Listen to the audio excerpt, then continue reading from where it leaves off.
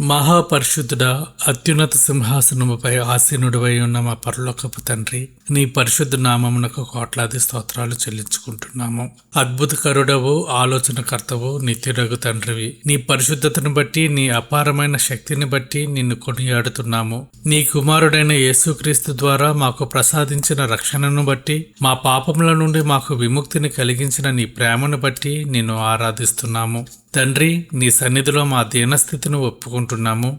మేము చేసిన ప్రతి పాపమును క్షమించండి. మా హృదయాలను నీ పరిశుద్ధ రక్తముతో కడగండి. మా ఆత్మీయ ఎదుగుదలకు సహాయం చేయండి. మా ఆరోగ్యమును కాపాడండి. ప్రతి ప్రమాదం నుండి మమ్మల్ని రక్షించండి. ముఖ్యంగా విద్యార్థుల కోసం ప్రార్థిస్తున్నాము. వారి చదువులలో మీరు తోడే ఉండండి.